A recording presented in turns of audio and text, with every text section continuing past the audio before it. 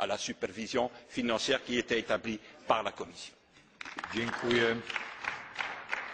Zieloni, Wolne Przymierze Europejskie.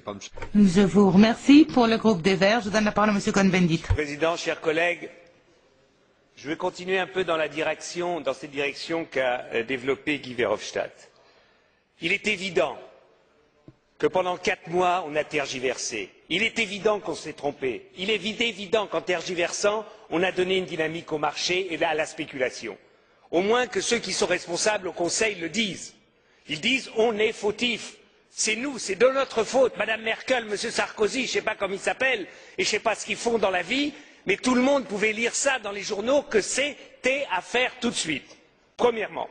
Deuxièmement, je voudrais quand même qu'on comprenne une chose. Ce que doit faire le gouvernement Papandréou est une chose presque impossible. Et que je demande à l'ECOFIN, aux chefs de gouvernement, de réfléchir que eux, chez eux, ils sont incapables de mettre des réformes sur pied. Combien de temps la France a besoin pour réformer les retraites? Combien de temps l'Allemagne a besoin pour faire des retraites? Et maintenant, on demande à Papandréou, en 3 mois, tu changes tout. Vous êtes complètement fous. Et la preuve, c'est ce qui se passe en Grèce. On ne donne pas à la Grèce, à M. Papandréou, le temps de trouver un consensus en Grèce, de trouver un consensus. Il n'y a pas d'identification en Grèce avec l'État. C'est chacun pour soi.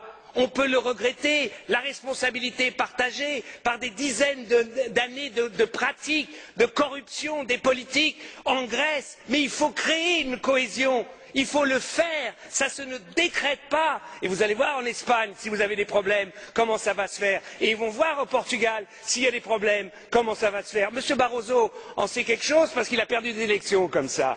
Donc, non, il n'a jamais perdu l'élection. Je veux dire par là que nous devons avoir un sens de la responsabilité. Et nous ne devons pas demander l'impossible. Moi, j'ai l'impression, il y a un temps, on entendait I want my money back. J'ai l'impression qu'au gouvernement, maintenant, on dit I want to make money on the back of the Greece. Parce que c'est ça aussi, quand on emprunte à 1,5 ou 3% et qu'on donne à la Grèce à 3, à 5 ou 6%, on fait de l'argent sur le dos de la Grèce. C'est intolérable. Et puis alors, l'Europe peut prendre des initiatives. Guy Verhofstadt a raison quand il a parlé d'un fonds monétaire européen, d'un fonds d'investissement et de solidarité pour lever un emprunt européen. Il faut changer les traités. Eh bien, ici, camarades, ici, dans ce Parlement, nous avons la possibilité de prendre une initiative pour changer les traités. N'attendons pas le Conseil, ils sont incapables de décider. Prenons l'initiative, une initiative commune de ce Parlement pour changer les traités, pour qu'enfin il y ait un fonds monétaire européen qui puisse justement s'attaquer à la spéculation. Nous pouvons le faire, yes we can. Let's do it. Et maintenant je voudrais dire autre chose sur le pilotage de ce qui se passe en Grèce.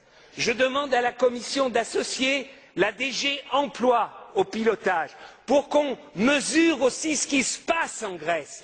Et je demande au Conseil de dire au FMI d'associer le Bureau international du travail au pilotage de ce qui se passe en Grèce. Parce que ce sont des êtres humains, il y a des problèmes d'emploi, il y a des salariés, et je trouve que ce n'est pas seulement la finance qui doit dicter, mais aussi la sécurité et les bureaux internationaux du travail ou la DG Emploi seraient un correctif à la folie des fois de ceux qui ne décident que sur la finance.